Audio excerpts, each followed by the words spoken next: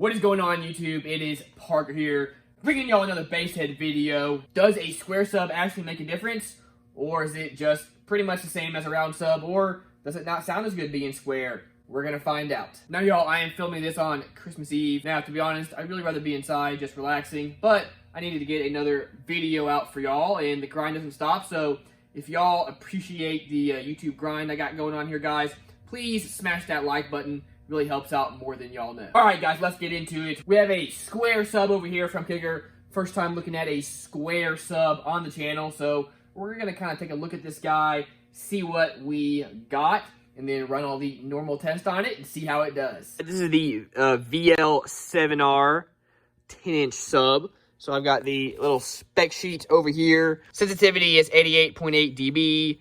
RMS power is 500 watts. Frequency response, 25 to 100 hertz. Then it gives some specs for the enclosure as well. Now, what I love about these Kicker setups is that they come with an awesome box that is engineered to go with this specific sub. That means you don't got to go build yourself a custom box. You don't got to figure out what box is going to work best for this sub. They already have that all figured out here. So that's what I love about these Kicker setups. Let's see what we got over here on this little tag. Of course, this says it's a high efficiency vented enclosure, extra thick MDF construction with advanced internal bracing, easy 2-wire installation. The impedance is 2 ohms, and the maximum recommended power is 500 watts RMS. Okay, now I'm thinking this would make a great giveaway sub, guys. Let me know in the comments if you would like to see this for a giveaway on the channel here soon. I do all my giveaways over on my Facebook page. I will link that below. Go like that Facebook page and stay tuned on there for all the giveaways. I think next up for the giveaway, we're giving away this CP1200. Really cool sub over here. We just gave away the CT Sound stuff here recently. And I finally got in contact with the guy who won the XV3. So gonna ship that out here right after Christmas. Got a lot going on over here, guys, but we are making it happen. Well, let's get a look at this thing. Y'all, the carpet on this thing is done really well. They do an excellent job with these. It's all tucked in, all the seams. Again, just such a clean looking setup. Love the logo. I love the red stitching. We, of course, have the little bumps around here just to help with the excursion of this thing. Let's take a look at what we got going on inside here. Of course, here is the sub. Now, they've soldered all their wires together. Very nice there. Got decently thick wire here. Looks to be 12 or 14 gauge. It's all wrapped up very nicely. Even if it is 14 gauge, that is plenty for a 500 watt RMS sub. You can, of course, see those tinsel leads and that spider. Again, everything Kicker does, guys, they really put a lot of work into making sure it is done right, and that is just going to last. Again, little things like just soldering all the wires, you know, taping up stuff, just making sure everything is secure. They do have inserts, so you just have machine screws going into them. That's very cool. Got a ton of polyfill in there. Yeah, guys, overall, nice looking setup. All right, guys, first square sub on the channel, hooked up and ready to go.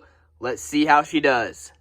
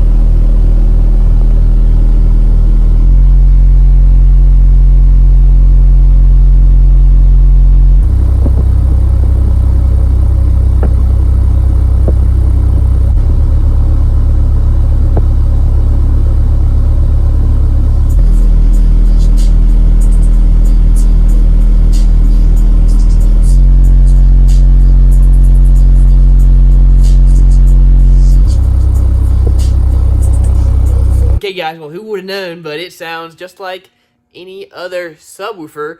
Now, of course, this is just a 10-inch sub, so we're not getting any crazy just windiness or just loudness in this car, but it does sound really clean, and it does get, you know, decently loud.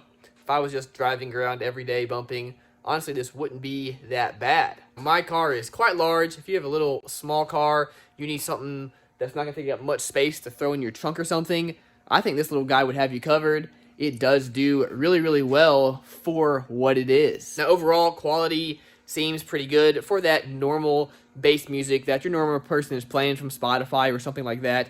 If you are listening to decaf music, some of the really lows did have some mechanical noise to them that could have to do with my cabin, you know, who knows. But again, this sub isn't meant to be a low crusher sub necessarily. It's meant for that everyday person that's wanting a really solid system that's just going to last them a while. And again, it's going to be great for that normal music you're listening to on Spotify or Apple Music or Pandora or one of those things. So let's do the RMS test. Of course, 500 watts RMS, playing a full song through that, just to see if this guy makes it through that or not. We'll find out. This is the S&D AMM1.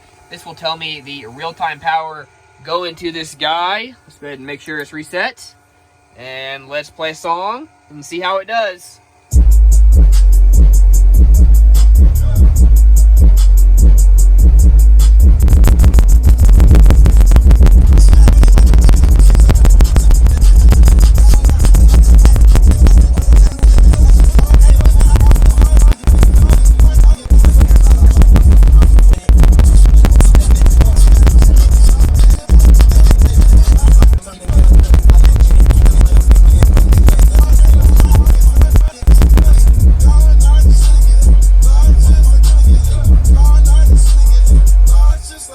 Okay, now I went to go do the dB test, and my meter was going crazy. My meter is messing up hardcore. It's just going crazy over here, guys. Don't know what the heck is wrong with it. Kept reading all kinds of crazy numbers with nothing going on. It kept building up to like 50-something dB, so don't know what's going on with that meter. It could be because it's absolutely freezing in here. I don't know, but anyway, it doesn't really matter. We weren't going to get a crazy score out of these guys anyway, because it is just a 10-inch sub in a pretty small box, and this car is absolutely huge, so somebody buying the sub is definitely not going for SPL necessarily, so is what it is. But let's throw a couple of 40 hertz test tones through it though, just so we can see how much power this little guy can take in a burst. Okay, we'll start out on some low power. Let's see what this guy does. That was 83 watts. 200 watts, 430 watts, 652 watts, 800 watts, 1300 watts, 2000 watts. Maxed it out pretty bad there. That was 2800 watts. Yep, that is kind of going to the max that we're going to get there. But that was 2700 watts. Well, guys, in a burst, this little fella took over 5 times its rated power and did fine. Didn't have any issues. No spiders tore, nothing blew, so pretty cool there. So, guys, cool having a square sub on the channel. Overall opinion, really sounds just like any other sub. A sound wave does not necessarily need a round driver to produce a good sound wave. Just not how it works. Kicker has made several videos going over that I've seen before. And the nice thing with having a square sub is you do technically get more surface area with it being square as opposed to round. So that could help some. Maybe sometime I'll do a head-to-head with a square versus a very similar circular sub, just so we can see which one is really louder. Let me know in the comments if you'd like me to do that here at some point. All right, guys, if you are looking for a really clean setup that's going to look good, that's probably going to last you years and years and years, and that you know is just going to sound good, it's going to have a box that's really meant exactly for this sub, this is a great option to go with. Now, if you're wanting something that's going to get super duper low, probably want to go to something else. Or if you're going for SBL, or if you have time to build a custom box, or you have time to do the research into buying a box that's going to really go well with the particular sub that you want, that's a great way to go, guys. You might even be able to save some money going that route.